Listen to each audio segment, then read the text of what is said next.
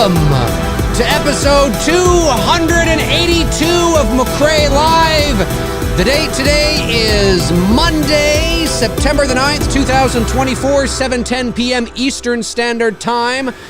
I'm coming to you live from the Voiceman Studios in Toronto, Canada. That's right, episode 282 of McRae Live. And tonight, we are revisiting my Halloween ranking. Do I feel the same way? We are taking a look at the franchise. All 13 films, 12 of them Michael Myers movies. Have my thoughts changed? Have they not changed? I don't know. Do it again! Do it again! Do it again! What are your feelings on the Halloween franchise? Halloween is fast approaching us here. Halloween 2024. I ranked the films after Halloween Ends came out. That video is on my channel. You can go and check it out. Go check it out.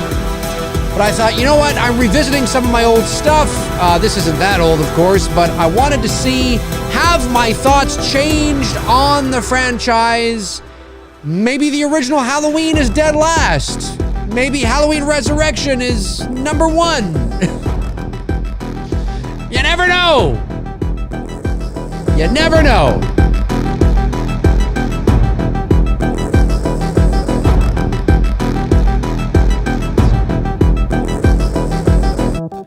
All right. This should be a fun show tonight. Hey, everybody, what's going on? Welcome to episode 282. I'm looking forward to doing this episode and just seeing, have my thoughts changed? Have they changed? Have they not changed? How do I feel about it? And this is a bit different, right? Like, when you're doing a simple ranking and a simple, simple numbers ranking, then you just put them in order of what you feel is best to worst or worst to best or whatever. This is a tier ranking, so this is a bit different. So there could be a few movies that end up in the same tier, right? So this is not quite like the numbers, like I'll put this first, this second, this third, this fourth. I mean, this is a tier ranking, so this is a bit different. But it should be fun. It should be fun. So let's jump over to the other screen and let's see what we've got going on. So, at the very top in the number one spot, I have He Came Home. He Came Home. Woo. In the second spot, I have You Don't Know What Death Is. You Don't Know What Death Is. In the third spot, which is, in the middle, right? There's 6 here, right? Or 1, 2, 3, 4, there are 5, excuse me. So, the third spot here is, that would be like the middle, right? Middle of the road. That's a dumb question, Miss Grimbridge. That's a dumb question, Miss Grimbridge. And then in the fourth spot, not quite dog shit, maybe it smells, maybe it stinks a little bit, not quite smelly dog poo. Fuck Off, Wade. Fuck Off, Wade in the fourth spot. And then, of course, in the fifth spot, the dog shit spot, we have Halloween 5, clown music, boing, boing, dippity dip. So that is what is in the number 5 spot, the last spot down there. And so I figure, we're gonna rank these today, and if you're watching after the fact, make sure to jump into the comment section and let me know your thoughts on where you would put the entire Halloween franchise, each Halloween movie. We've been doing a lot of tier rankings lately, which is always fun. We ranked all of the Freddy Krueger's, Jason Voorhees's, and Michael Myers's from each of the movies. We ranked the Dr. Loomis's. We ranked the different Halloween timelines. Well, now we're ranking the franchise. We're going back and we're ranking the franchise to see how well, or to see if anything's changed, right? So let me first, I should have done this before, but this won't take long. So let me just quickly go over to YouTube here for a second. And I just want to quickly type in, hang on a sec, Dave McRae Halloween ranking. Just want to get my most recent ranking. There it is, 1 year ago. Okay, so my most recent ranking, now remember, this is a numbers ranking. My most recent ranking was Halloween was number 1, Halloween 2 was number 2, Halloween 4 was number 3, Halloween 18 was number 4, Halloween 3 was number 5, Halloween Ends was number 6. Again, this was based on my enjoyment of watching the movies. Halloween Kills was 7, Halloween 6, The Curse of Michael Myers was 8, Halloween H2O was 9, Halloween 5 was 10, Rob Zombie's Halloween was 11, Rob Zombie's Halloween 2 was 12, and Halloween Resurrection was 13. So that's what that's a number ranking, right? You know, in terms of best to worst, in terms of my enjoyment, right? It was based on my enjoyment of the franchise. If I was ranking like the quality, you know, we're talking about narrative and structure and all that, I mean, that would be a completely different ranking. But nonetheless, let's see how we do here today and see if anything changes. So let's get the show on the road. We're going to start here we'll start here. We'll start down here. We have Halloween 18, Halloween 2018. Now, this would have wound up in That's a Dumb Question, Miss Grimbridge. When the movie first came out in 2018, if you follow me for any length of time, you know how I feel about it, or how I felt about it. And for me, this, you know, I did a whole epic review on it. It was like an hour long. I think that review's got something like 75 or 80,000 views on the channel, which is great. You know, but I think I gave it like a solid C plus or something like that. Well, you know, Halloween Kills then came out. Then Halloween Ends came out. And, you know, my thoughts on Halloween 18, I think, have changed a little bit. And it's primarily because of my thoughts on Halloween Kills and Halloween Ends. And I think Halloween 18 is still the best, best of the David Gordon Green Halloween films. So for me, I think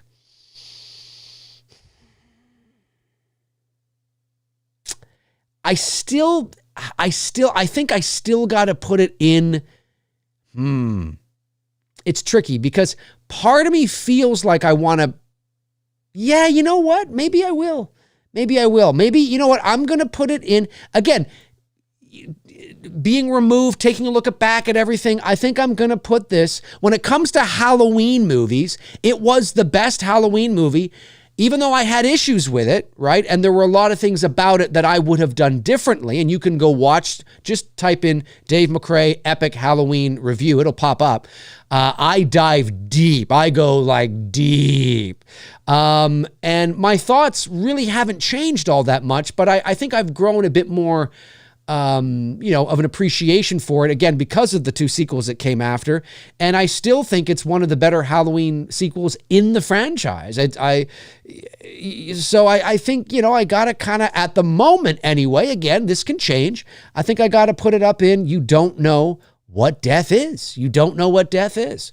You know, 6 years ago, I would have had it probably in 3rd place. That's a dumb question, Miss Grimbridge, but I think I've got to put it up at the moment in You Don't Know What Death Is, because now that we have an objective point of view and we can take a look at the entire Halloween franchise and look at the good, the bad, and the ugly, I sit there and I think, you know, when it comes to Halloween movies, this is one of the better Halloween movies in the franchise, in my opinion. So not quite, I mean, He Came Home. I mean, and and to be fair, it's just in You Don't Know What Death Is. I don't think it's a clean You Don't Know What Death Is. But hey, maybe my thoughts will change next year. Halloween Kills, ladies and gentlemen, Halloween Kills. This is a movie that I do like more now than I did, say, you know, a few years ago, but I still have those issues with it. I think structurally it's got issues, pacing it's got issues. I think just the cast of characters and the legacy characters and how that was handled and the whole subplot hospital thing, I still have issues with that. But in terms of the Michael Myers stuff, and the soundtrack is absolute fire, and the soundtrack for 18 is absolute fire. And let's not forget, like with 18 here, if we just go back to 18 for a minute, It was the best looking Michael Myers mask we had had since Halloween 2, 1981. I mean, it was the best looking Michael Myers mask we had had in like 35, 36 years. 37 years, I guess, whatever it was. So there's a lot there that is positive. Halloween Kills, again, I think I would have put it in probably fuck off way 4 years ago. But now, you know what? I've softened it to, a little bit. So I'm going to put it in that's a dumb question, Miss Grimbridge. That's a dumb question, Miss Grimbridge. Again, purely because of the Michael Myers aspect of it. The soundtrack is fire. The soundtrack is fire. The mask is fantastic. The kills are great. I do think Michael is handled fairly well, except for the ending when the mask comes off and that whole thing. Whatever. It's just really the story, the abundance of evil dies tonight, the story, the structure, the pacing. Some of the acting I don't think is very good in Halloween Kills, if I'm being totally honest with you. And so that is probably what, drops it down for me. And like I said, I could put this in fuck off, Wade, and I think it's totally acceptable there. It's totally acceptable there, 100%. Just as this would be totally acceptable in that dumb question, Miss Grimbridge. I think that's totally acceptable. However, like I said, I'm feeling pretty good today. So I'm going to put it up in You Don't Know What Death Is, and that's it. So you know what? I mean, that's not bad. That's not bad, right? That's not bad. Rob Zombie's Halloween 2. I just can't get behind it, folks. I just can't get behind it. Look, I will give credit where credit is due. It's got to go into the Halloween 5 clown music, boing, boing, dippity dip. That's where it's got to go. Listen, I give credit where credit is, where credit is due, in the sense of that Rob Zombie, he made it his own. He didn't just do the same thing over again. He made it his own. And you have to give credit where credit is due. My issue with the Rob Zombie movies is not that I can't find redeeming qualities. It's just they're not how I, they're not how I envision Halloween to be, right? I much prefer the more nuanced theater of the mind, not the big hulking sort of stuff. On their own and on their own merits, they'd be quite high on a lot of people's lists. And like I said, I give credit where credit is due. He didn't just do the same thing over again. I mean, he sort of did with the first one. But with the second one, it certainly isn't Halloween 2 from 1981, right? It's his own thing. And you have to give credit, you have to give credit to that. You really do. But it's just too different, too strange, a little too avant-garde for me. So I think I've seen it twice in my life, and that's it. Sincerely. I watched it years ago when it came out. I watched it again, I believe, with Tony Michael on an episode of Two Dudes a few years ago, and I haven't seen it since. I never watch it. I never pop it in. I probably never will ever again, unless there's a reason to do so. So it's just not in my Rolodex. Halloween Resurrection. That's got to go right into the Halloween 5 clown music, boing, boing, dippity dip. This is just god-awful. This is an awful Halloween sequel. Busta Rhymes, Trick or Treat Motherfucker. It's astonishing to me that this was directed by the director that directed Halloween 2. Rick Rosenthal. Love you, Rick. I just don't know what happened with this one. Wasn't feeling it. This is just everything from Laurie Strode kissing Michael Myers on the lips, see you in hell, to Busta Rhymes drop kicking Michael through the window of his own house. There's a few moments. Again, you can always find redeeming qualities in any of the Halloween movies, right? Like even the most brutal of any of the franchises, whether it's Elm Street, Friday, whatever, will always have redeeming qualities. And, for me, what does that mean? Well, hey, that's a cool shot, right? I really like that shot, or I like that moment, or I like this sequence. You know what I mean? Like there's always in Halloween 5, the laundry chute scene, right? Great sequence, great moment, right? There's things like that you can always find. But overall, which is how, of course, we're ranking these, just Resurrection is it's just a dumpster fire. It's just, it's dated. It was capitalizing on sort of the hip hot thing at that time, which was Survivor. So there's a lot of sort of pop culture, references in that movie. The internet and streaming was very, early on at not streaming, but I guess so. It was very early on at that time. It's dated. It feels dated. It's not scary. And it feels very much like a product of its time in terms of it being gimmicky to the teeny bopper sort of, era of that era, I guess. And I'm just not a fan. Not a fan. Rob Zombie's Halloween. I'm going to put Rob Zombie's Halloween in fuck off, Wade. Much to the surprise of a lot of you, I'm sure, who are probably surprised that that's not down in Halloween 5 clown music, dippity dip, or boing boing dippity dip. And that is purely because I think there are some good moments in this movie. But again, overall, I don't think I would rather watch it than watch the two movies below it. And I think that's sort of where that comes from. It's not a good movie. Like, keep in mind, the fourth place here, fuck off, Wade, is for movies that are, or for Halloween movies for me that I just really don't care about, right? It's the dumpster fire, catastrophic failures, the worst of the worst dog shit that go at the bottom. So don't misunderstand that because I put Rob Zombie's Halloween into the category above it, that somehow is a category that is light years above it. It's really not, right? It's like a step up. It's a step up. That's as high as it will ever go for me, because there are some things in it that I do quite like. I watched it recently, not that long ago, and I thought, I kind of like that. Like, I like what he was doing here. And again, you have to give credit where credit is due. The issue I have with it, again, and the issue that I take with all of Rob Zombie's films, is that I don't like his style of filmmaking. I don't like this white trash trailer ghetto hick, language. Like, it's just, did he grow up like that? Or, like, every movie he does has a white trash feel to his movies. And I just don't understand why he makes his movies like that. And casting his wife in every goddamn movie. I get it. It's your wife.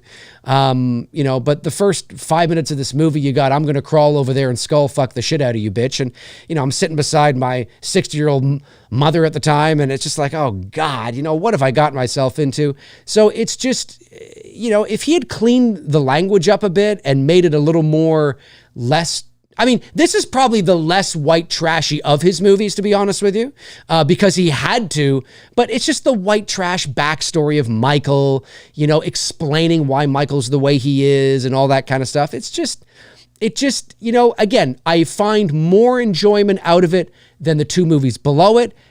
But do not misunderstand that this is not a glowing endorsement for Rob Zombie's Halloween. This is just, I find more redeeming qualities than the other two below it. So if that's the case, well, then I have to put it in a category above it, right? But to me, it's still fuck off, Wade. It's just, it's just not what I think of when I think of Halloween. Halloween H2O. Halloween H2O. Oh man, this is going to surprise a lot of people, obviously, because I know there's a lot of Halloween fans on the channel that watch me that love this movie. They love Halloween H2O. And I understand why they do. I do. I've said it many times, but I will say it again. I think for a large portion of my viewers who love Halloween H2O, maybe it's your favorite Halloween movie, maybe it's your favorite Halloween sequel in the franchise.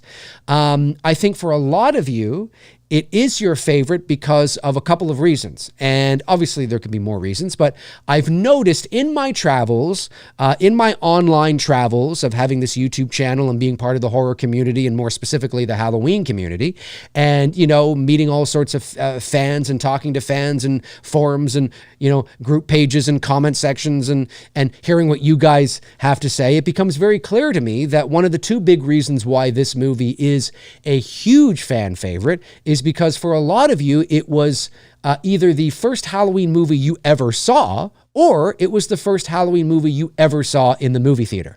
So there is a big nostalgic connection for you. It came out right when Scream was revitalizing the slasher subgenre in the late 90s.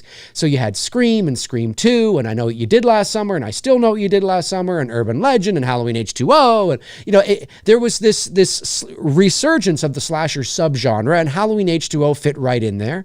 And for a lot of you, it was, it was your introduction to the franchise. Not all of you, but a lot of you. Well, for me, when Halloween H2O came out, I was nearly 20 years old. I was 19, so I was already well versed with the franchise. I was into Halloween back in the early 80s. So, as a young little kid. So for me, when Halloween H2O came around, I just saw a 90s teen slasher. It doesn't feel like Halloween, doesn't look like Halloween, doesn't smell like Halloween, doesn't taste like Halloween.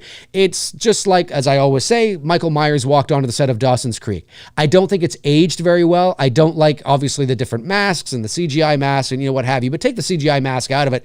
I still don't like, I'm not a huge fan of Chris Duran's portrayal of the Shape. It's not a knock on Chris Duran at all. I'm sure he's a lovely man. I'm just not a big fan of some of sort of the shots and the way he was sort of made to look. Obviously, the big eye holes and seeing his eyes clear as day and the big poofy afro and all these things. Just not a fan of it. I don't think it's a very scary movie. I think it's a very... I think it was rated R, if I'm not mistaken, but it feels very PG-13, and it's just, and some of the humor, and it's very teen bopper, late 90s. It's very Scream, right? And so I just never have really been able to warm up to it. I agree with all of the, you that say that, hey, Halloween H2O, I love Laurie's arc. Yeah, that's cool, but it's not enough for me to give the movie a glowing review and have it high on my list. However, I don't think it's a catastrophic dumpster fire, but I've just never really, I don't think it's aged very well, and it's not one that I gravitate towards all that often. So I hate to do this to you once again, Halloween H2O fans, but I got to put it into fuck off, Wade. I'm just not a big fan of Halloween H2O. I don't hate it. Again, I don't think it's the worst Halloween, sequel out there.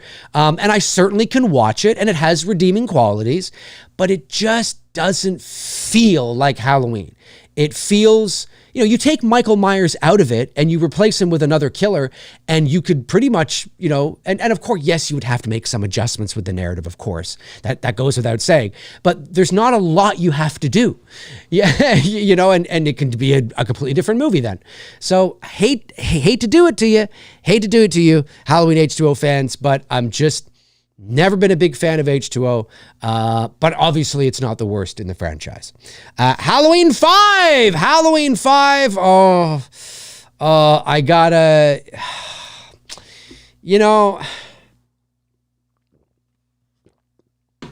I hate to do this, but, I gotta put Halloween 5 down here. And although, do I put it down there? Again, this is a tier ranking. So this is very different than a numbers ranking, right? This is a tier ranking. So you know what? I'm going to put it up into fuck off Wade. I'm going to put up into fuck off Wade. And here's why I'm going to put it up into fuck off Wade. Now, it might surprise some of you that I'm doing that. Now, but remember, fuck off Wade is not a great category, okay? It's one step above Halloween 5 clown music, boing, boing, dippity dip. It's not, but the reason why I'm putting it there is probably for similar reasons why I put Rob Zombie's Halloween there, is because I don't like Halloween 5. You guys know I love to rib on Halloween 5. It's probably the one movie on this channel that I make the most fun of because I just love to make fun of it. It's so fun. But I think it does have fall atmosphere. Dr. Loomis is batshit crazy. And I think it's, but you know what though? I'm thinking about this in real time. I take this shit seriously. Nah, you know what? But is it a catastrophic dumpster fire? Is it a catastrophic dumpster fire?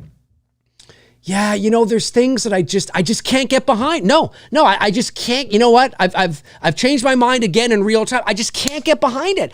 I can't get behind it.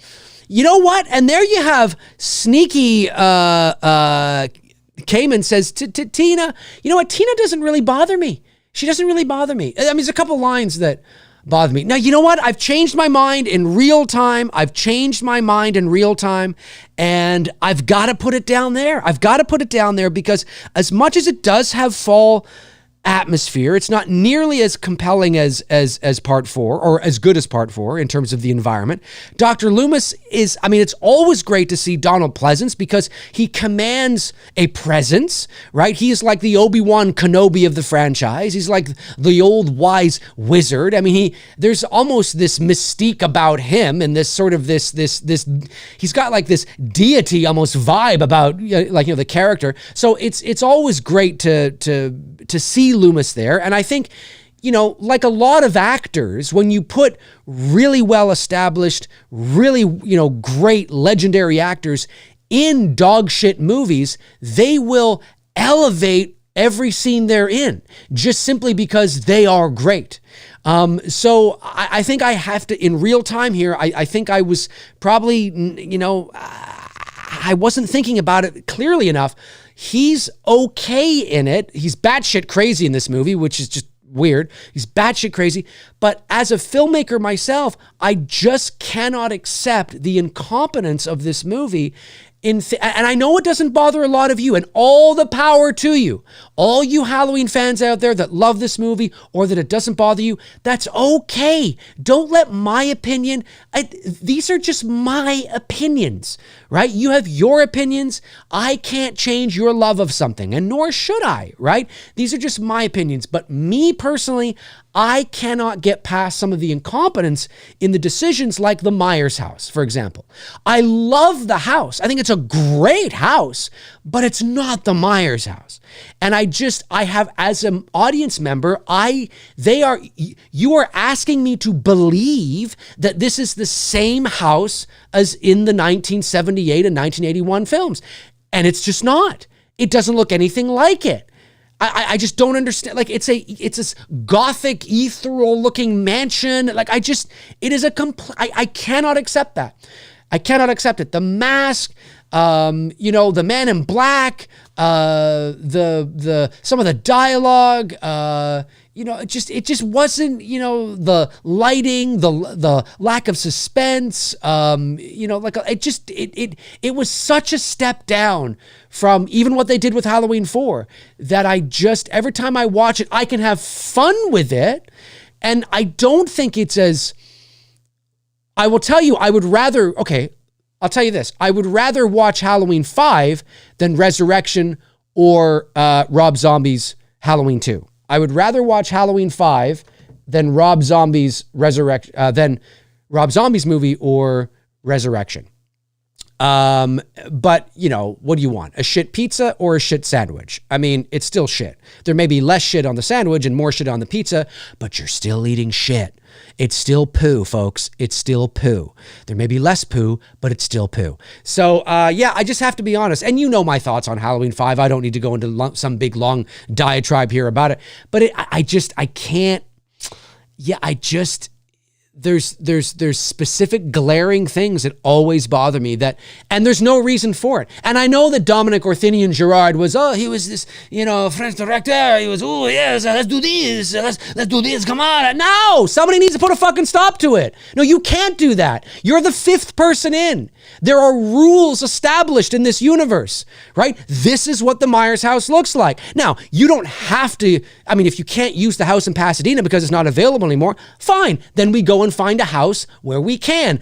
Or if we have the budget, we build it on a soundstage like they did in Resurrection and Halloween Kills, right? Whatever the case is. Or if you want to use this house, then in the narrative, you have to justify it. You have to have some sort of justification in the story about how, somebody tried to change the house and it was, refurbished and, because they didn't want people knowing it was something. But you can't just show it and make me go, no, especially when it's that much different. Incompetence, it should never have happened. Shouldn't have happened. And I tell you right now, the fact that we just accept it, you know what I'm saying? Do you think Elm Street fans would have accepted that? Now I know the Myers house is not as iconic as the Elm Street house, but do you think Fred heads would have accepted that as the fucking Elm Street house? No way. No way. Could you imagine? All of a sudden, it's Elm Street 5, and there's no mention to why it was changed? No mention. It's just all of a sudden, I don't know, what's her face, Heather Langenkamp, I don't know, who, they just, they walk up to the house. Oh, there it is. No mention. No, that's just no way. No way would that happen. No, but we Halloween fans like, oh, this is the Myers house. No, it's not. No, it's not. That's just one example. One example. I got to put it down there. All right, Halloween 3, Season of the Witch. I think Halloween 3, Season of the Witch is, it's come see, come saw. It's okay. I don't like this movie as much as a lot of people do. I don't think it's awful. I do think it gets sort of, a bad rap because obviously it has the title Halloween 3 on it. If it was just called Season of the Witch, I do think it would be better. But I still don't think it would be, really revered or anything. I think it fits in with a lot of early 80s slasher movies that are just kind of middle of the road. I don't think I think the concept is great. I've said that many times. I love the premise. I love the concept. I would love to see them remake Halloween 3, Season of the Witch, but just call it, Season of the Witch or a streaming series. I think there's a lot of potential there to remake this and make it better and more in depth and really dive into the paranoia and all this kind of stuff. I think it'd be great. But as the movie goes, Halloween 3, Season of the Witch, it's just sort of middle of the road for me. It's middle of the road, it's okay. It's in the, and there you go. It's in the, that's a dumb question, Miss Grimbridge. That's where it is. Halloween 6, The Curse of Michael Myers. All right. So Halloween 6, The Curse of Michael Myers is going to go in fuck off, Wade. It's going to go in fuck off, Wade. And now I know what you're thinking. You're thinking, yeah, but that's where they talk about the Thorn trilogy or the Thorn. Oh yeah, all that is dog shit. That is dog shit. The only thing that, is keeping this, in the fuck off. And again, remember, fuck off Wade is not like 10 notches above, Halloween 5 clown shit, boing, boing, dippity dip. It's just a little bit above it. Right. But the fall atmosphere is great. The fall atmosphere in Halloween 6 is great. It's better than it is in Halloween 5. I think the mask, although I'm not a huge fan of the mask in Halloween 6, it is better than the mask in Halloween 5. I think Loomis is better in 6 than he is in 5, although he's not in 6 very much. But I do think he's better. I think that, I think there's some nice sequences with George P. Wilbur as the Shape. The Myers house doesn't look anything like the Myers house in the first 2 movies, but it looks more like the Myers house than the Myers house in Halloween 5. Right. So, at least we're sort of back to kind of a, 2-story home, and it's sort of like the house in Halloween 6, I could believe was the Myers house, but it was renovated. Do you know what I mean? It was refurbished. It was renovated. They did some outside work to it. You know what I mean? Like that I could believe. Now, they didn't mention that. They didn't say anything, but I could believe that. I could look at that and go, oh, the Myers house, that doesn't look like the Myers house. But I could say to myself as a Halloween fan, I could justify in my own mind, oh, well, maybe it's just that they renovated it. I can't do that in Halloween 5. You just can't do it. It's the Myers house in Halloween 5 is fucking comical. It's just as comical as the boing boing dippity dip. It's just comical. It's just stupid it's an insult to our intelligence. That's what it is. It is an absolute, and now you may not agree, but I'm telling you, it is a bloody insult to your intelligence that they just pick this, that he was allowed to pick, to do that and just present the movie like it's like, yeah, what, bruh? What? Like, Fred heads would never have put up with that. They wouldn't have done it. So that's why it's just a notch above. Halloween 4, The Return of Michael Myers. This for me, folks, is going all the way up into you don't know what death is. I am a, it is there. Okay. I am a big fan of this sequel. I think it is I think it is the best sequel in the franchise after Halloween 2. I actually, and I've said this many times on my channel, I wish that Halloween 4 was the last movie. That there was no 5 or 6 or H2O or Resurrection or Rob Zombie's films, I guess, could have still existed because they are in a different timeline altogether. But I sort of wish that this was the end. I call it the Loomis trilogy. I think I'm not a fan of what you call the Thorn trilogy. It's not really the Thorn trilogy. I mean, I know it is, but Thorn, the cult of Thorn, the symbol of Thorn was never mentioned, referenced at all in Halloween 4. There is no inclination whatsoever that you are heading in a narrative direction of where you end up in 5 and 6 in 4. There's no tattoo that we see. There's no thorn symbol that we see. There's no mention of thorn. I mean, it had nothing to do with it. So I understand, you call it the Thorn trilogy, or it's called the Thorn, and I get why, but Halloween 4 doesn't have anything to do with Thorn. So really, maybe it's just a double feature with 5 and 6. But Halloween 4's ending, and again, it's not as good as part 2. I have some issues with it, but overall, and I know the mask is not, but you know what? The Halloween 4 mask has grown on me over the years. It's not great. It's not good, but I think it's a creepy mask in its own right. I don't think it's a good Michael Myers mask, but I think it's a creepy mask in its own right. And I think that's why I've been sort of able to kind of, I'll be honest with you, I sort of dig the Halloween 4 mask more than I dig, way more than I dig the 5 mask, and more, I like it better than the 6 mask. I'll be honest. And the H2O mask and the Resurrection mask. I actually dig the 4 mask in certain shots. And because I also think I do believe it was a Shatner mask, if I'm not mistaken. So yeah, and the fall atmosphere is great. The lighting is great. You really feel that coldness.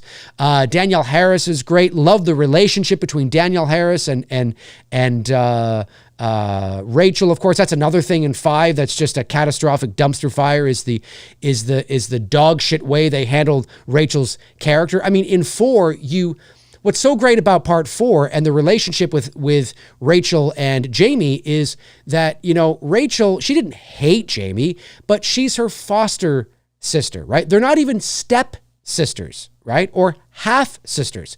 They're foster sisters. And so there's a real emotional disconnect there. And through the events of Halloween 4, it has brought them closer together. At the beginning of 4, Rachel didn't hate Jamie, but she was that kind of annoying foster, sister. I want to be out with my boyfriend. I want to go out with my friends. And here I got to babysit Jamie and blah, blah, blah. By the end of the movie, they've bonded. They've gone through something so incredible, so amazing that they've bonded. That relationship should have been expanded on in the sequel. We should have seen where their relationship was a year later and the growth of that relationship. Rachel should not have died. Perhaps maybe she could have died in 5, but she certainly should not have died in the first 15 minutes of the movie. And how she did, it was completely disrespectful. And you threw away the heart of the previous movie. I mean, it's again, incompetence. Mind-boggling to me. So anyways, I love that aspect about 4. Again, I don't love everything about 4. There's some wonky shit in there. The mask doesn't always look great. But I think the music is solid by Alan Howarth. The atmosphere is great. And the ending, I think, is the picture-perfect ending for the entire franchise. The original movie is obviously the best ending because it brings home the whole point of the thing, which we'll talk about here in a second. But in terms of a 1, 2, 3 punch and a great trilogy, it's fantastic because it ends on a dark note. You have little 7-year-old Jamie standing at the top of those stairs in the clown costume, holding the scissors, and as far as we know, having just murdered her foster mother. Now, again, we don't find out until Halloween 5 that they survived, but as far as we know, her foster mother was murdered. right? We don't know that she survived that. We don't find that out till part 5. So at the end of part 4, 5 doesn't exist yet, right? So there she is standing there. It's full circle. Loomis is losing his mind. Dr. Loomis pulls out his gun. No. He was going to shoot that child. He was going to shoot the child. That's how he does not want to go through it again. He's like, this can't be happening again. He was willing to sacrifice his own freedom, his own life, and shoot and murder a 7-year-old child because of what it meant moving forward. That's powerful shit. That's crazy. Thankfully, Meeker stepped in and stopped it, obviously, because you don't want him shooting a kid. But there she is at the top of the stairs. It's a full circle moment. You go back to the cinematic tableau the cinematic tableau at the beginning of the first movie. The clown mask is taken off. There's 6-year-old Michael standing there with the butcher knife that's like, the size of his torso. Michael, oh my God, what is this? And now you go at the end of the fourth movie. It's full circle. Evil has won.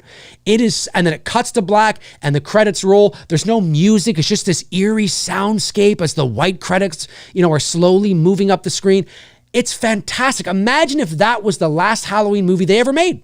It was the last Halloween movie they ever made. I mean, maybe except for Rob Zombie's films, but they never made another one. And then when, the legacy sequel phase really began to, take off, then imagine instead of David Gordon Green's movie, we got Danielle Harris and Ellie Cornell returning in a Halloween 5, in 2018 or 2019, seeing where they are 40 years later or 30 years later and what's happening and where's Michael and what, did he use all that kind of stuff. And then all you Halloween Danielle Harris nutty fans out there, and I say that with affection, of course, could get your, you know what I mean? But so I do. I think it's the best Halloween sequel outside of 2. Halloween Ends, ladies and gentlemen. Halloween Ends. I'm going to put this in fuck off, Wade. I'm going to put in fuck off, Wade. So this has changed for me, I think, a little bit. Although it's hard to compare the numbers rankings to the tier rankings, but maybe not.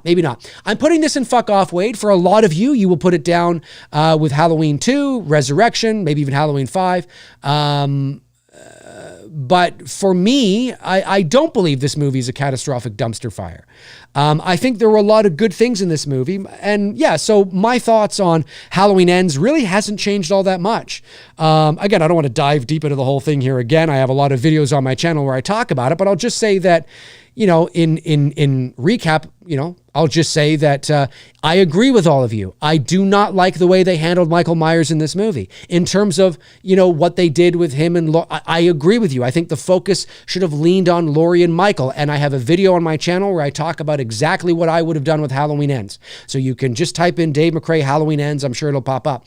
And so I agree with all of you on that. I absolutely agree with you. I don't think it's the movie it should have been. Not the third movie in the franchise, the third movie in this trilogy, the 13th movie in the franchise, the movie that's supposed to end it as we know it. Of course, they're going to continue to make Halloween movies, but this could very well be the last movie connected to the 1978 original. Anything they do moving forward in terms of major motion pictures, in the theater, may be complete reboots, remakes, reimaginings. This might be the last Halloween movie connected to the original. So, again, I don't think this was it. I don't understand why you decided to do that. You cannot tell me that when you created Halloween 18 that this was where you were going. I don't believe you. I don't believe you. I just don't. Because if you knew that this is where you were going, then why didn't you put the scene at the beginning of Halloween Ends at the beginning of Halloween 18? Establish Corey Cunningham earlier. Allow us to care about him. Make that through line, that canonical through line, right? You know what I mean? Introduce him earlier. No, I don't believe you. I don't believe you at all. So I think this was just made up to be something different. And now you're trying to, put a square peg into a round hole. And there are things that worked for me. And ironically, what worked for me was the Corey Cunningham story, the aspect of that story. I think it's in the wrong movie. It's completely in the wrong film, but I have to be honest with you. I'm honest with you. I don't just jump onto the bandwagons because everybody else does. I like that part of Halloween Ends. I'm disappointed it was in this movie. It should have been the story after whatever Halloween Ends was, right? You could have done a anthology streaming series called Haddonfield, and your first season is the Corey Cunningham, your first season is the Corey Cunningham story. And you could have got Andy Matichak in there. You could have got Jamie Lee Curtis in there, right? But you would probably have had to have done it before she won her Oscar, because now she's probably ching ching. But I'm just saying, right? Like, all of that makes sense. Basically what I'm saying is that the Corey Cunningham story of Halloween Ends is compelling enough. You actually don't need Michael Myers in this movie. And as I've said many times on the channel, when Michael Myers finally showed up, I was actually disappointed. I thought the movie was actually pretty good until Michael Myers showed up, ironically. And that's saying something there. I find that aspect interesting. And, I know that they wanted the Corey Cunningham stuff because they, all of the social commentary, but you don't need Michael Myers in this movie. Corey Cunningham was a 17, 18-year-old kid, all-American kid, good kid, getting ready to go to college. He's babysitting one night, has a horrible accident and shit thing that happens to him. The entire town turns on him. They don't believe him. They believe that this is another Michael in the making, that he murdered this kid, right, which he didn't do. All this shit we didn't see, but obviously is presumed. He was probably put on trial. He went through hell. He was acquitted, and he's gone back to his hometown. But now there's all this resentment that's built up towards this kid because, the town thinks that he's another Michael. And ironically, the very thing that the town, it's the town, it's the suppression and the bullying that the town of Haddonfield does to Corey Cunningham that ironically makes a new quote unquote Michael Myers. That's a great, compelling story all on its own. You don't need Michael in that movie to tell that story. You can have Michael on the peripheral in terms of presence. Like, his presence will always be there because he'll be mentioned, he'll be talked about, he'll be referenced, you'll see photos of him and, newspaper articles or whatever. But that's a compelling story, right? Because it's ironic. The town is healing from the carnage of Michael Myers and all the shit that went down, but they're so scared and they're so frightened that it's going to happen again that they ironically bully this kid. They think they're doing something positive by, going after this kid, but they're not. They are turning him into another Michael because all the bullying and all the sort of the psychological, like he fell into the residual effects of all the bullying caused Corey Cunningham to fall into a psychological deep depression, and it changed him. It changed him. You don't need Michael grabbing his throat and passing some sort of essence on him. You don't need that. Tell a human story. It's the residual effects of the dog shit behavior from the town that has been placed on this kid that is really truly innocent, and he just falls, further and further into a descent, into a descent of madness, really. And that's a compelling thing. And then you can have Jamie Lee Curtis and Eddie Matichak, right? The same story. She could be saying things like, I've seen this before. I've seen those eyes before. Yes, because it's happening again with Corey Cunningham, but it's not literally happening again, like some essence been passed. It's all psychological. And you can have and that right there is all about trauma and the social commentary and, about how we need to, treat each other better and we need to all that. There's so many layers just in that. You don't need Michael in the movie. And that's what's so ironic about what they did is they created an actually pretty compelling story that you could have introduced after Michael was dead to keep the franchise going. But for some weird reason, you decide to shoehorn it into the third act of your trilogy where it feels weird and strange. And then you're like, oh yeah, I guess this is a Halloween movie. We got to throw Michael in there as well. And it's like, and Michael, of course, being, emasculated and, beat up by Corey and all that. Yeah, that's, but because I do think the only reason why that this is in Fuck Off Wade and not in the, bippity bippity boppity doop or whatever I said there, boing boing dippity dip, is because ironically, I really do like the Corey Cunningham story. I do. But as a Halloween film, as the final installment in the franchise, in terms of, right now, as potentially the final film ever connected to the 1978 original, no, it fails. I think it, from a narrative standpoint, it is a failure. It was a box office success, still made over 100 million at the box office, but it was a failure in that regard for me. But I got to put it in fuck off Wade and not in boing boing dippity dip because I dig the Corey Cunningham thing. All right, Halloween 2, 1981. Well, this is the best sequel in the franchise to me, still to this day. And the reasons for that, I'm just going to put this up here. We got to put it up there. It is at the very top, He Came Home. And it's up there for me because, again, this was only shot 3 years after the 1978 original. So, it might have even been the same film stock.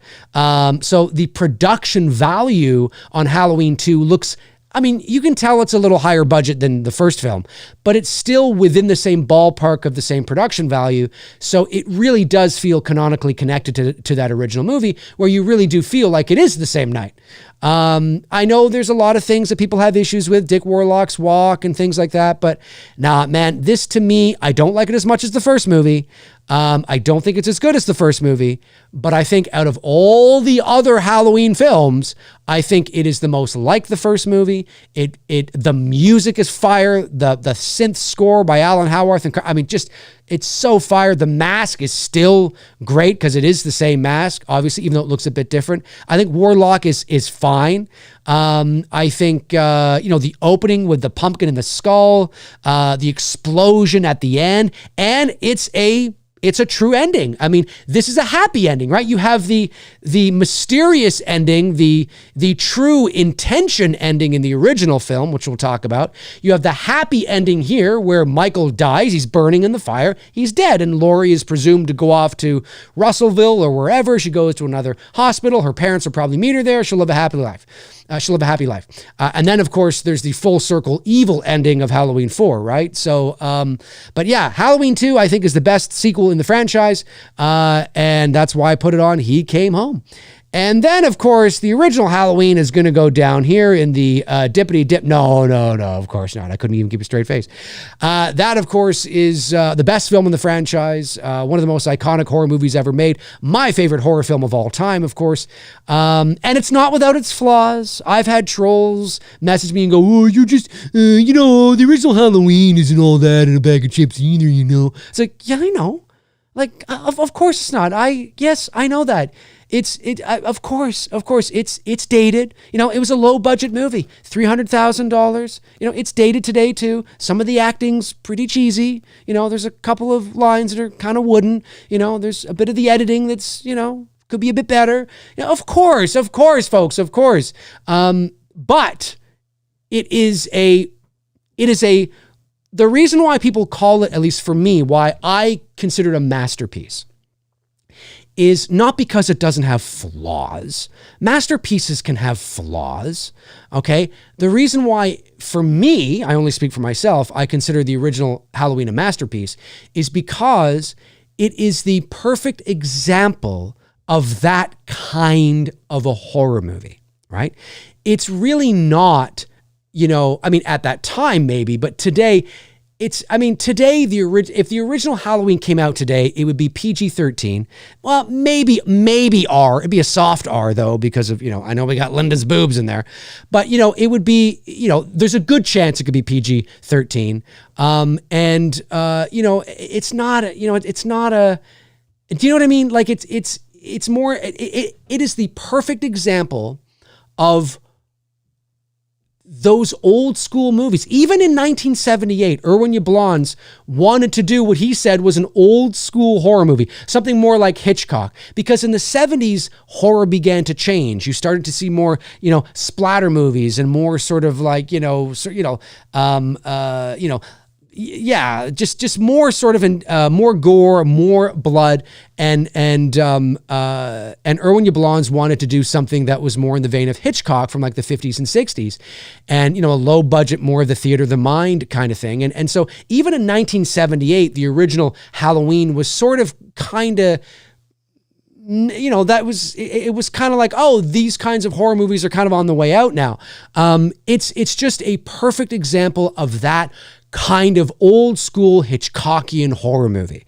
It's the music, the cinematography, the pacing, right? This killer, this shadowy figure, it's just so well done. That's why it's a masterpiece. Yeah, some of the dialogue's a bit cheesy and wooden. Yeah, there's a bit of, some editing that's kind of a bit, wonky. But overall, it is the perfect example of that. It still holds up today. You have to remember, for those of you that are younger, of course, you're watching a movie that was released in 78. Of course it's dated. The production value is dated, right? It looks of course. But it is, as I said, it's a masterpiece because it is a perfect example of that kind of horror, and you could put like Rosemary's Baby in that, category. You can put, the original Psycho in that category, right? Rear Window in that category. Like, just things like, there's certain movies that are just, they're not flawless. They're just, the execution, the narrative, the pacing, the music, maybe, the use of light and shadow and, cinematography and deep blacks and more of that film noir kind of thing in certain moments, maybe. And it's just a perfect example of that kind of thing. And I don't think I think part 2 is the closest, but they never quite got to that same sort of charm. And it is sort of, it is considered the movie to kick off the golden age of slasher films.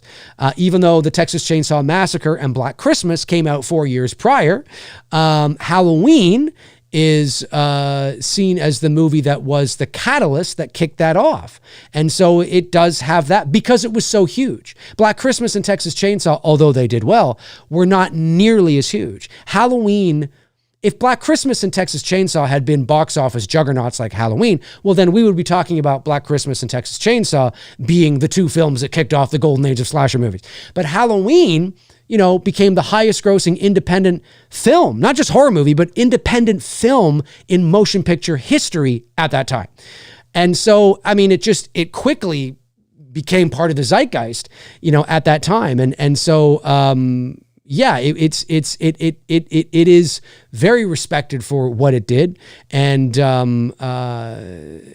what it is a great example of. That's why I consider it a masterpiece, because it is a great example of that kind of storytelling, that kind of filmmaking. Even though it's dated, it's fantastic. You know what I mean? And I love it. And I still think there's a lot about it that holds up. Absolutely.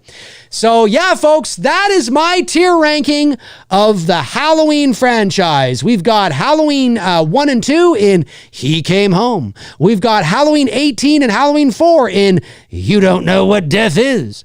We've got Halloween Kills and Halloween 3 in That's a Dumb Question, Miss Grimbridge. We've got Halloween, Rob Zombie's Halloween, Halloween H2O, Halloween 6, and Halloween Ends in Fuck Off, Wade. And then right at the bottom, the dumpster fire group, we've got Rob Zombie's Halloween 2, Halloween Resurrection, and Halloween 5 in Halloween 5 clown music, boing, boing, dippity dip. Boing, boing, dippity dip. So yeah, that is my ranking. Folks, if you're watching after the fact, jump into the comment section and let me know your tier ranking of the Halloween franchise. I would love to know. We've kicked off spooky season here, so of course, I had to do this. I had to revisit it. And if you're watching after the fact and you're not subscribed to me either, subscribe to me. Let's see if we can finally get this channel over the 30,000. I was going to say $30,000. 30,000 subscriber hump. Let's see if we can do it. Now, I know a couple of super chats came in, so let me get those super chats. And yeah, folks, now's the time to chat it up. Let's do it. We've got super chat, a very generous super chat. Thank you, Josh. Josh McKenna sends a very generous super chat of $49.99 and says, this is a high super chat because it's payday. Yay! Payday is always good. And I got a raise. Congratulations. Love the channel. Did you hear about James Earl Jones? What is your favorite movie of his? I did. Yes. Rest in peace, James Earl Jones, a true icon, a true legend of cinema. Now, there is a true icon. There is a true legend of cinema, folks. My favorite James Earl Jones movie. I thought he was terrific in Field of Dreams. There's so many good ones. I thought he was great, of course, in Coming to America. There's so many good ones with him. But of course, I mean, I will, because of my generation, I will always see him as the voice of Darth Vader, right? He was the voice of Darth Vader. For some of you, it might be the voice of Mufasa. But for me, when I see him, I always see him as the voice of Darth Vader. So yeah, rest in peace, James Earl Jones. Sean Sheridan sends in a member chat and says, no, you're going to put Rob Zombie's movies low. I get that. I get that. Oh, I get the hate, but both are 3-star movies for me, but I respect Rob did something different in the series and gets very repetitive. Yeah, he definitely did do something different. And I'm glad you enjoy them, man. Jack Moore sends in $2 and says, over the years, my appreciation of Curse has grown. I'm glad it's grown. Thank you. Excuse me, Jake, not Josh. Thank you, Jake.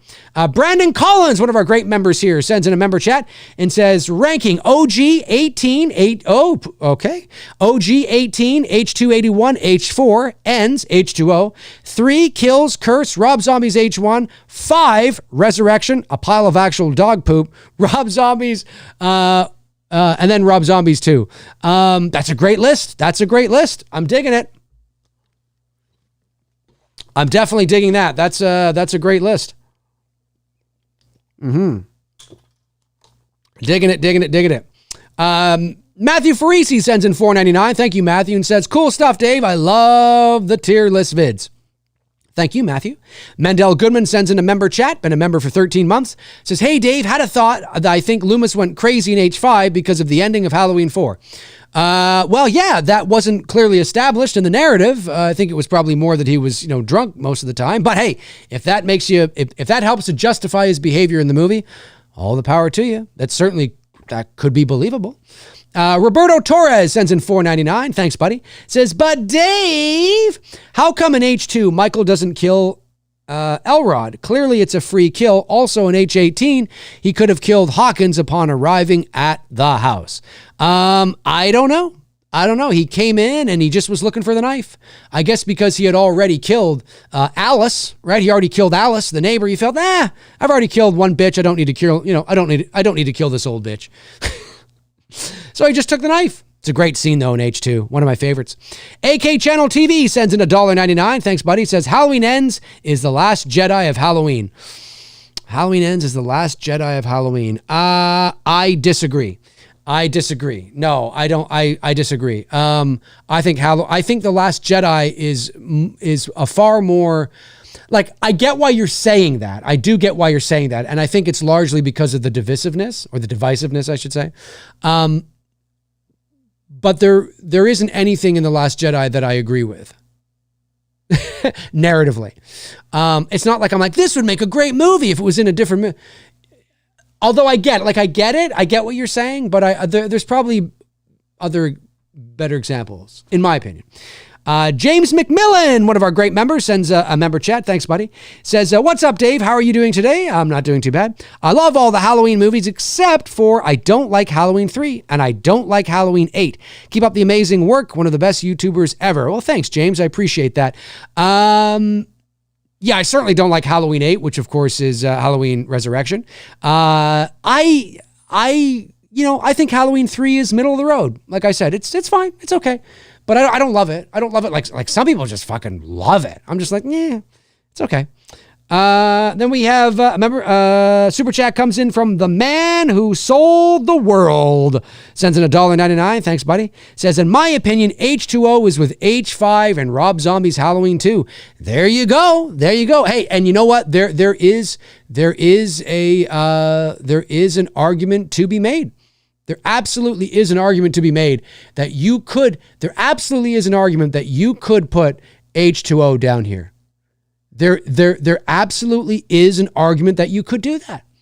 You could formulate an argument of why Halloween H2O belongs down at the bottom. You absolutely could. But for me on this tier ranking, I'm going to put it up here. Put it up there. We'll leave it there for now. But yep, you absolutely could do that. There's no doubt about it.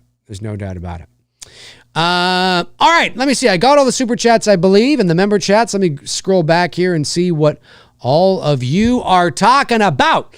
Let's give me something to talk about. 177 of you still watching. What's going on, 177 of you? Hey, if you haven't already, hit that thumbs up button. Hit that thumbs up button, and let's see if we can get the thumbs up, the likes over 100. Because again, when there's a lot of likes on a video, YouTube thinks that's amazing and likes to share that. So let's get it up there. Let's see if we can get over 100. That'd be awesome.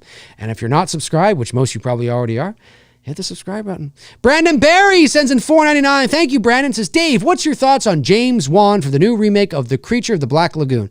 I'm not too familiar with The Creature of the Black Lagoon. I mean, I know who you're talking about, but I'm not familiar with any of the lore or the mythology or, any, if there's been comics or anything like that. So I don't really know if he'd be a good fit.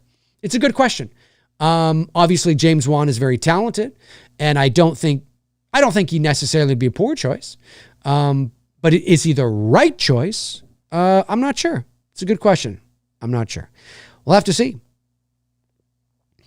We'll have to see.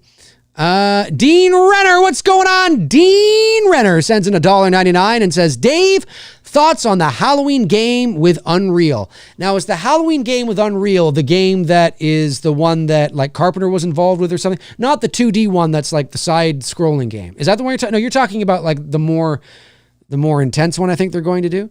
Well, first of all, the game that's sort of like the old school 8-bit game, it looks cute. I really don't care about it. We'll see. We'll see. I'm not convinced that it's going to be a cool game. I don't know why. I guess because I've yet to see a cool game with any of the slasher. Like, my expectations are high when it comes to doing games like that. The problem is it would cost probably like $100 million to do a fucking Halloween game that I'd want. Like, I want Grand Theft Auto, but Halloween. I've got a video on my channel where I talk about it. Now, I don't mean like where you go, but I mean like open world. You know what I mean? Where you have to and I think that's what they were talking about, right? They were talking about, not the side scroller, better, but one a couple years off. Yeah, I think they were talking about making it like you have to unlock certain characters, right? And things like that. We'll see. I'm cautiously optimistic. I'm open to it, right? I'm open to it. I would like to see it.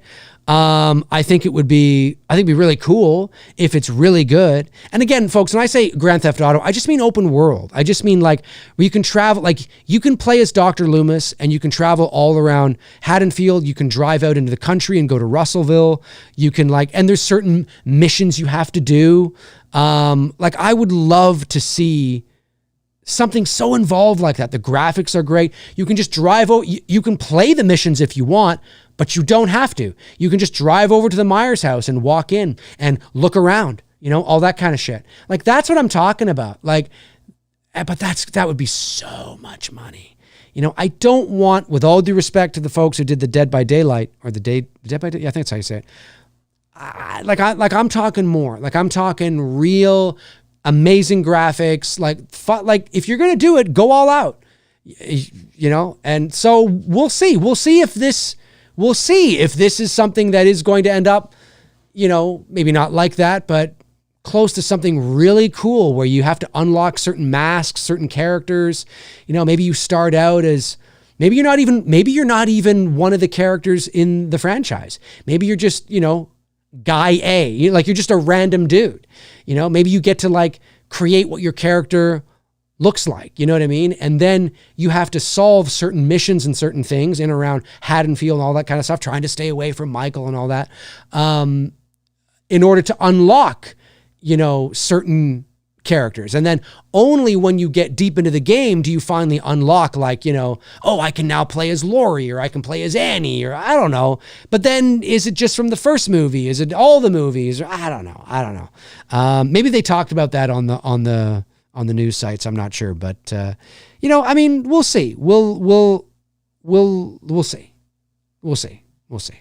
Cautiously optimistic.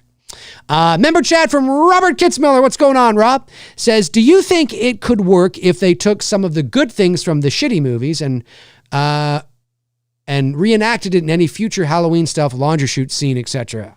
Absolutely, yeah, for sure. If you take some of the stuff that's really cool in a lot of the crappy movies and you put them in a good movie, Well, then yeah, absolutely, Rob, for sure. Zeno Omega sends in $20. Thanks very much, Zena. That's a very generous super chat. Says, I can't get over that doll face looking H4 mask. The mask doesn't look intimidating or scary. If the H4 mask was better, it would have elevated the movie, in my opinion. I feel the same way about Halloween 5. I can't get over that bloody fucking Nicolas Cage Halloween 5 mask. But you're right, though. Yeah, no, there is a doll face sort of look to it. But I think there's so much, when we compare Halloween 4 to the rest of the Halloween films in the franchise that came after it, Halloween 4 was like one of the last good sequels. It really was, in my opinion. I don't think 5 is very good. I don't give a frog's fat ass what version of Halloween 6 well, I don't care if it's the producer's cut or the director's cut. It's still dog shit. I mean, maybe the producer's cut gives you a little more context, but it's still the same bloody story. And you've got Michael Myers swapping clothes with Dr. Wynn. And one of the final shots is Myers walking off into the fucking, corridor in a goddamn trench coat and fedora. What? And he turns to the side. What? Michael Myers is walking out onto the street like some dog shit. I think 4 is one of the last serviceable, 4 feels like a Halloween movie. You know what I mean? 5 doesn't. 6 doesn't. H2O doesn't. Resurrection doesn't. Rob Zombie's films, at least not the Halloween that I like, right? It wasn't until Halloween 18 where we began to feel remnants of it again, in my opinion, folks. And I know people are like, Dave, you don't have to keep saying that. Well, tell the fucking numpties that don't understand nuance that rip me to shreds in the comments saying, yeah, well, you think you're the Halloween expert. No, I never said that. You think I'm saying that. I'm not saying that. You just get your knickers in a twist because you can't stand somebody being confident in their opinions on a movie. This is my opinion on a movie. I think Halloween H2O was like Michael walked onto the set of Dawson's Creek. I don't think it's very good. And I'm confident in that.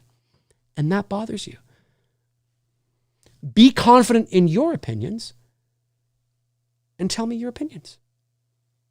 That's what it is, right? That's how it goes. Oh, you should see some of the comments I get. 9 times out of 10, I'm always like, I roll my eyes, I look the other way, and I'm like, whatever, bruh. Don't get your knickers in a twist over some dude talking about Halloween on the internet. That's all I got to say.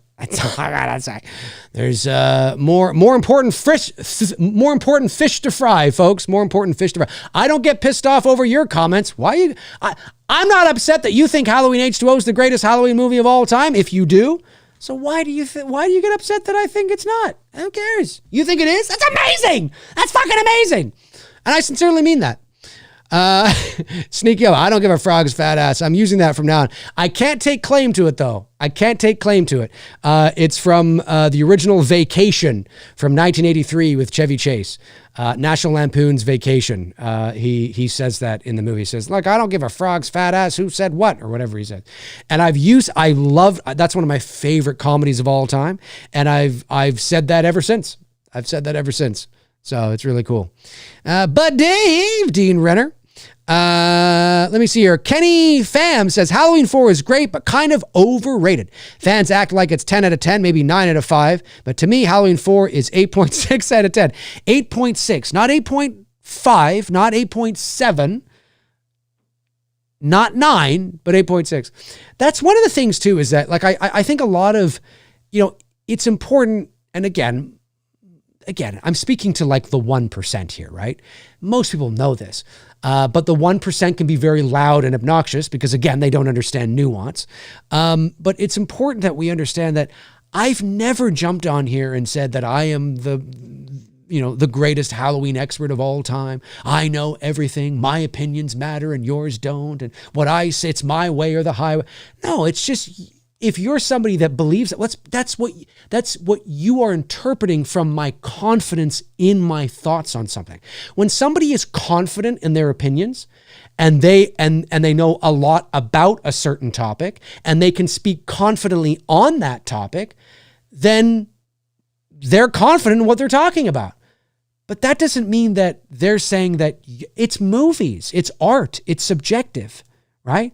whether you like them, now the technical aspects of making a movie is not subjective, but whether you like a movie or not is totally subjective, right? So if you think Halloween, Rob Zombie's Halloween is the best in the franchise, well, then it's the best in the franchise. If I think it's one of the worst in the franchise, well, then it's one of the worst in the franchise, right? To me, right? Like there's no, like why people, it's amazing to me how many people, and I don't know if it's my generation. Again, I'm 45. I'm about to hit middle age here. But it is amazing to me how many people get so upset over opinions on movies. It's fucking movies. Calm down. You know what we used to do back in the day when there was no internet? We'd fucking talk about movies and be like, yo, you like, oh no, fuck, you like that, bro? Come on, no. We'd have fun. We'd kibitz back and forth. And then we'd fucking laugh at it, off, and we'd just go on with our day. Now everyone's like, Dave McRae. He said he thought Halloween H2O. Relax. It's just a movie, folks. It's just a movie. Again, that's the 1%. The 1%. The 1%. In other words, not any of you in the chat room.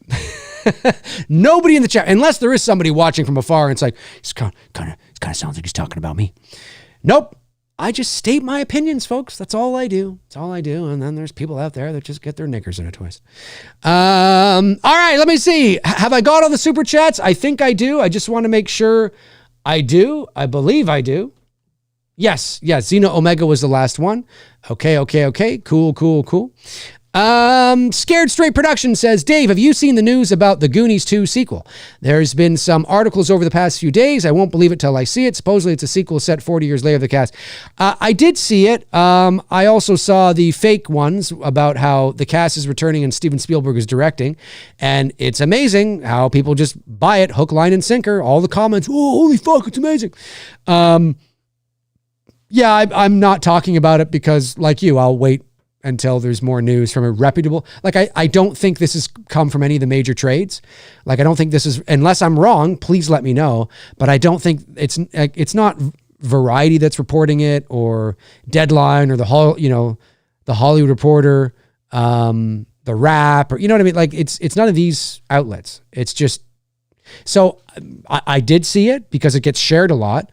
But I will reserve talking about it until there's more official. There's something more official coming down the pipe. I got to be honest with you. We kind of already know what this movie is going to be. First of all, a Goonies sequel is about 40 years past its expiry date. Maybe not. No, that wouldn't be 40 because that'd be 84. The Goonies came out in 85. It's at least 38 years past its expiry date. 37 years. I mean, the Goonies came out in 1985. One of my favorite childhood movies of all time. It's a classic, right? It's a cult classic. It's a classic. One of my favorite movies of all time. But if you were going to do a Goonies sequel, it should have come out like in 86. No, sorry, 87 or 88, right? It's just, it doesn't mean they can't make it good. Who knows what the story's going to be? But don't we already kind of know?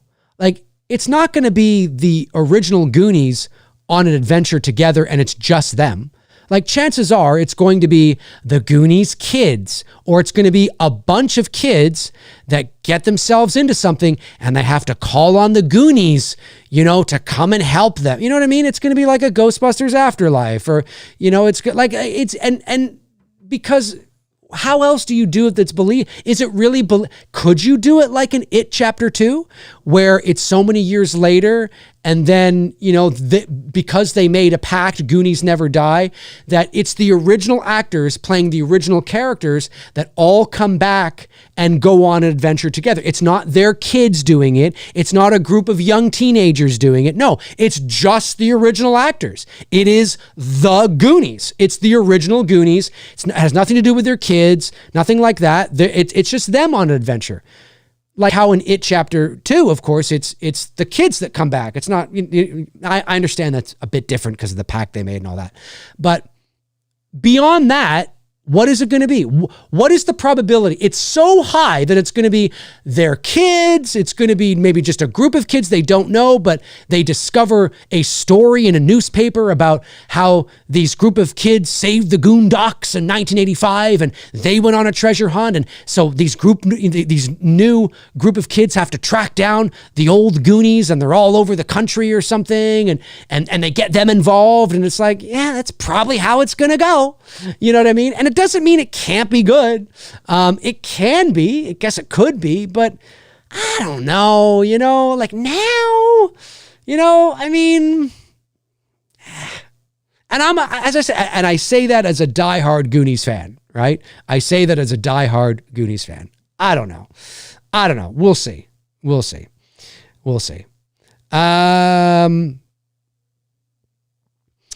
Brandon Collins says, they said the same thing about Beetlejuice, and it just opened to 110 million.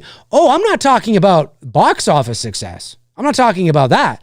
Oh, yeah, no, I mean, Brandon, movies can open to, as you know, I'm not saying anything you don't know, movies can open to millions and millions of dollars that have nothing to do with the quality of the film, right? I mean, Beetlejuice made $110 million at the box office this past weekend, not because it's a great movie. I'm not saying it's not. I haven't seen it, but that's not why it made $110 million at the box office, because it's opening weekend, right? It made $110 million at the box office because of the nostalgia, because of the IP, because of the warm fuzzies, because of the highly anticipated, because, oh my God, it's like my childhood and blah, blah, blah, right?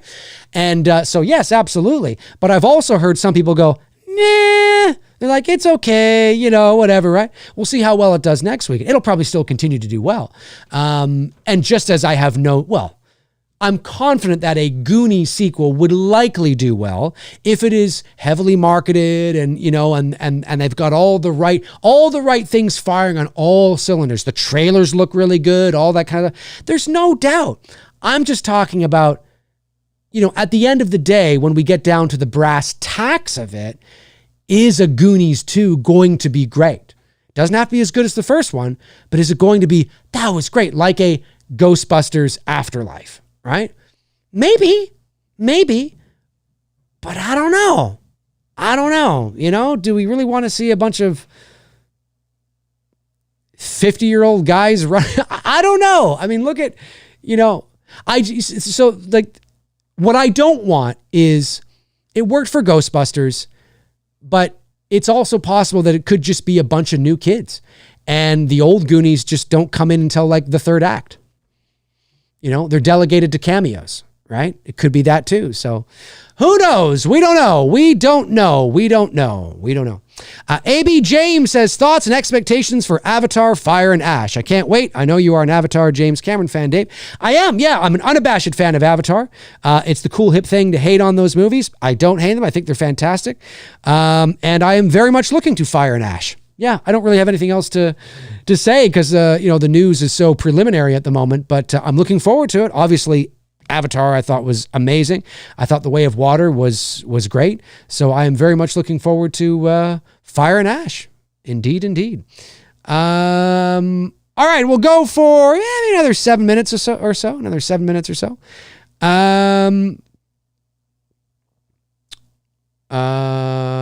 Yeah, no, Scared Straight Production says returning with a new cast and supposedly Spielberg directing. No, that again, it's so important. And I say this, and I know others have said this, look for the source. I'm not saying it's impossible, but if Steven Spielberg, folks, Steven Spielberg is one of the most legendary directors in the history of cinema. This is not Dave McRae directing The Goonies, okay? This is Steven Spielberg, arguably the greatest filmmaker in the history of the medium. Now I say arguably because obviously, there can be an argument to be made, but something you can't argue that is objectively verifiable is his pop culture. Steven Spielberg is a synonym for Hollywood. That's how legendary this filmmaker is, right? You say Spielberg, it's synonymous with Hollywood. He's a legendary filmmaker, one of the most legendary, if not the most influential filmmaker in the history of film. If he was directing a Goonies sequel, it would not first come from Billy Bob's fart blog. That shit would be all over Variety and The Hollywood Reporter and Deadline. All over. And there's nothing. It was a fan-made poster with a Steven Spielberg film that some, I don't know, Movies or Us Facebook page dropped or something. And it's like, and people are just buying it. It's just like, fuck, come on. You know what I mean? Like it's the same thing with that goddamn Freddy Krueger series that was going around, you know? A Rob Zombie series, you know? Fred. Do you remember that? Like, guys, come on. You're better than that. All of you movie fans out there, you're better than that. Stop believing everything from these group Facebook pages that are created and adminned by fans. That's not to say that news can't, again, nuance here, right? It's not to say that something could never drop on that first, but the probability is so low that you would hear about it on Billy Bob's movie farts on, you know, Facebook before Variety. Are you kidding me? No, Steven Spielberg is not directing the next Goonies film. I mean, maybe he will. Of course, now watch he does. Now watch he does. But do I think, basically what I'm saying is that, do I think that fan-made poster with a Steven Spielberg film on it is the evidence of him going to direct? No, because it's a fan-made poster. It's not a studio, artwork. It's just somebody fucking putting something together, getting light. That's what they do. That's what a lot of these sites do. Right? Or a lot of these pages will do. They do it because they know you'll share it. And when you share it, they get followers. That's why they do it. Jesus Christ, the guy that first shared that Fred Elm Street poster, even on the Facebook page, it says, I'm paraphrasing, but it says, everything here is bullshit. It's all fake. It's me just having fun.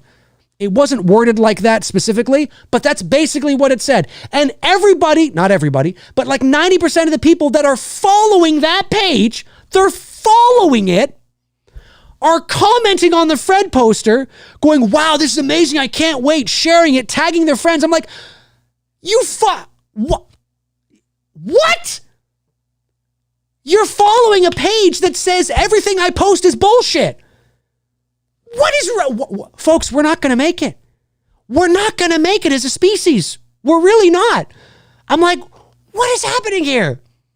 So no, I do not believe, at least as of right now, that the legendary Steven Spielberg is directing a Goonies 2.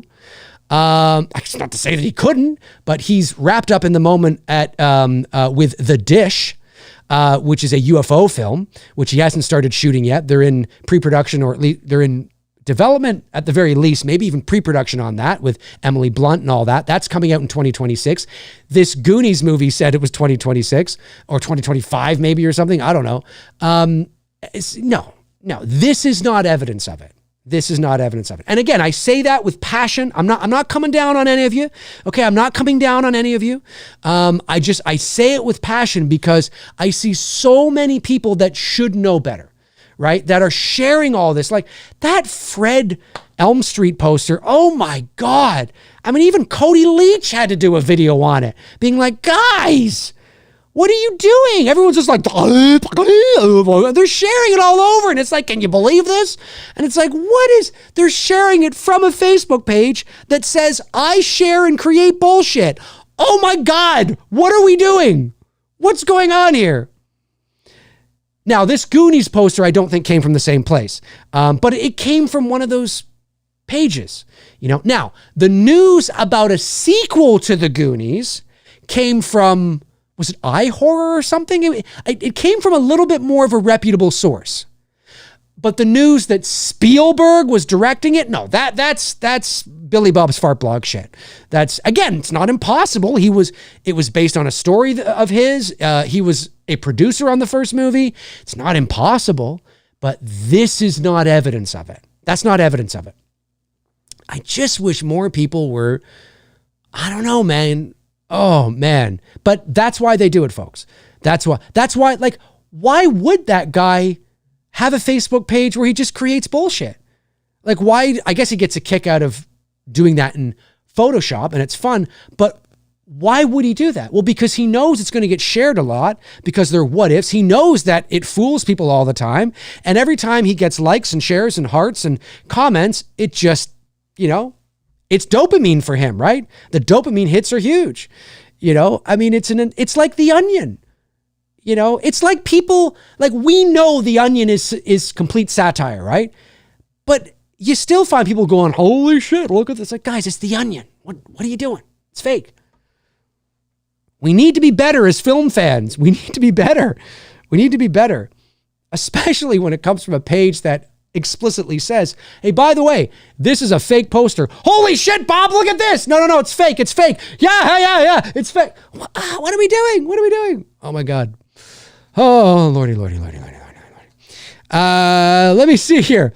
Member chat comes in from Lee the Machine Bowers. What's going on, Lee? Great to see you here. It says, Dave, my man, how are you? Sorry for being MIA. That's okay, Lee. It's great to see you here, man. I always love when you're around. You're a great contributor, a great member, of course. I've been dealing with family stuff. Hope all is well for you, my friend. Rest in peace, James Earl Jones. That's right. Rest in peace, James Earl Jones. And Lee, whatever's going on in your neck of the woods, stay strong, my man. Chin up. Surround yourself with like-minded people that bring you up. And yeah, so whatever is going on, I hope you're doing well. But yeah, rest in peace, James Earl Jones. Rest in peace, James Earl Jones. Josh McKenna sends in $9.99. Thank you, Josh, and says, why do you think some people are fascinated with criminals? Anna Delvey, who is a con artist, is going to be on DWTS. DWTS? Some people are outraged while others call Delvey words like icon and a legend. Well, I'm not familiar with Anna Delvey, so I can't speak to her case specifically. But, there are a lot of people that it's largely because the media will elevate certain people to legendary status. You know what I mean? Because some crimes are so horrific. Some of the the people that commit those crimes, there's a mystique about them, right? Like your Charles Mansons or your Jeffrey Dahmers, your Ted Bundys. There's such a mystique around them. It's almost cinematic. And I say this with all due respect to my American brothers and sisters, but the U.S., your news cycle is very cinematic. As a lot of news is around the world, most news outlets are not in the business of covering news. You're in the business of, creating news to cover. So, I mean, a lot of the American media is very cinematic. It's like watching a movie, tonight on CNN. It's very cinematic. You know what I mean? And so there's a cinematic movie mystique quality to lots of coverage on many things in the US. And listen, like I said, I grew up in a media family, so I get that. I have a bit of experience with it. And so I think a lot of the media coverage will elevate certain people to mystique status. There's a mystique about them. You know what I mean? Rather than humanizing them. So yeah, but I'm not familiar with that person's case. Rob Thidoff says, Dave, I know you mentioned it before, but will you be using the missing persons posters to promote IMB2? Shameless plug. I don't know yet. Of course, it's in the trailer, of course. So it's there. I wouldn't say that we are at the moment planning to do that. No, we have some other marketing material that we're getting ready to do. Yeah. But thank you for the super chat, Rob. Appreciate it as always. Josh Stevens sends in $4.99. Thank you, Josh. And says, Dave, longtime subscriber since 2018. Amazing. Thank you, Josh. First time super chat. Wow. Let's celebrate Josh Stevens' first super chat. Amazing. Awesome. Says, if Blumhouse offered you $800,000 to make Port Robinson Road and A24 offered you $400,000, who would you go with? Well, I'd probably go, it would depend, right? It would depend on the creative control I had, right? Obviously, having more money is always better. It's better to have it, not need it, than need it, not have it. And so an extra $400,000 could go a long way. Now, I'll be honest with you, $400,000 and $800,000, I mean, I don't think that's going to be enough to make the movie. That might only be like, $800,000 may only be half the budget. I think Port Robinson Road will likely be possibly in the low millions, $2 to $5 million picture. Maybe not. I mean, again, the screenplay is done, but I have to go through it, and I think it's about 115 pages long, something like that. It's a feature film. And so I have to go through it and polish it, tweak it, really fine tune it, make sure that a lot of the things a lot of the technical sort of scientific jargon that I have in there is still relevant and current, because obviously this is a script I've been writing over the last 20 years. So there's lots of polishing and tweaking and fine tuning that needs to be done. It's not impossible to do it maybe on $800,000. But I don't know yet. So it would depend. It wouldn't just be a budgetary thing. I would want to know, well, if A24 is going to give me full creative control and Blumhouse is going to breathe down my neck, I might want to go with A24. Mind you, Jason Blum is known to give up-and-coming directors a lot of creative control and leeway.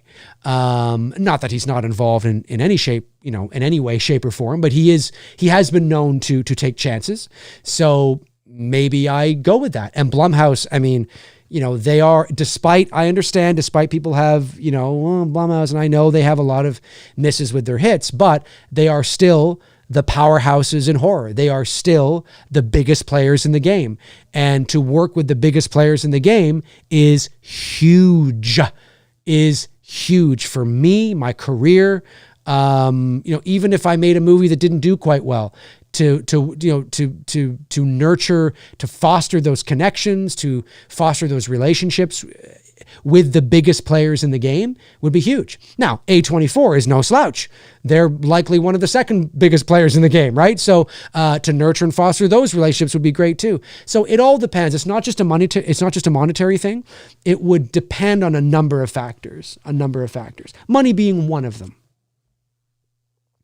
And thank you for the super chat, Josh. I really appreciate it. Very, very, very much.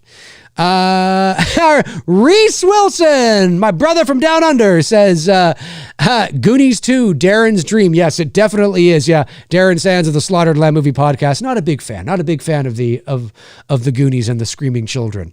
Not a big fan. Sweet Tea says, facts, Dave McRae. Obviously, it was something I was talking. Oh, probably with the whole, look where it's hey, the tea is sweet tonight. I haven't said that in a while. Great to see you in here, Sweet Tea. Let me see here. Have I got all the super chats? I just want to make sure I've got them all and I'm not missing any. My swig of water here. I believe I do. Whew. I believe I got them. Last one. Oh, hang on. We got Kevin Kruger. Ooh, is that really your last name, Kruger? If that's really your last name, amazing. Kevin Kruger sends in $1.99, says, how often do you buy physical media? Thank you, Kevin. Great question. So, not too much anymore, to be honest with you, but it's not because I've turned to buying things digitally. I actually don't own any movie digitally. Honest truth.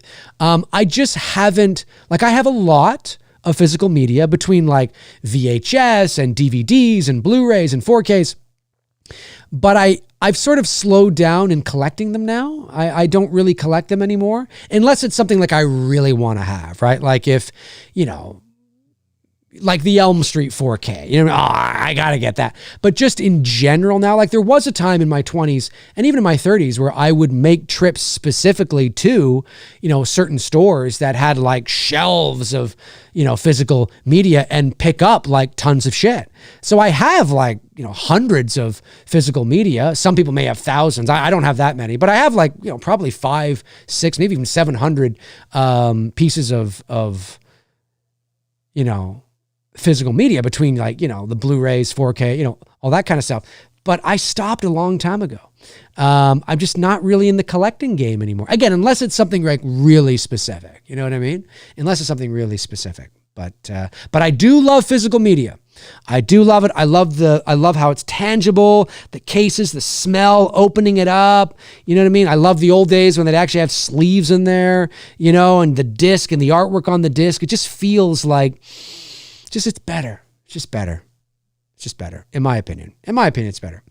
Bobby Hall says, Dave, do you think Jamie Lee Curtis and Pleasant shot their scenes at the end of H1 together or separately? There isn't a 2 shot of them, so it made me wonder. No, I think it was shot together. I don't think it would. Thinking of a low budget production. Well, I don't know. That's a very good question, actually.